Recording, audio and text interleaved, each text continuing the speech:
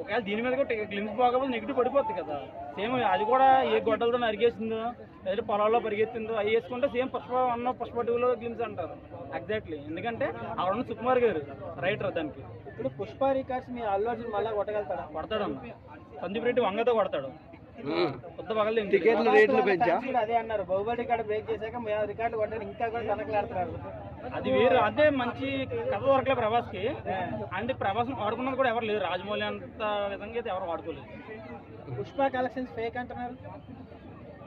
ఆ మాట మీరే చెప్పాలండి. అవును, చాలా మంది ఐటీ రిటర్న్స్ లో కూడా చెప్పారు కదా, చెప్పారు కానీ కలెక్షన్స్ వచ్చినాయని ఎవరో చెప్పుకోరన్న. దాచుకుంటారు ఖచ్చితంగా. మా వాళ్ళు కూడా ఆగే దాస్తారు.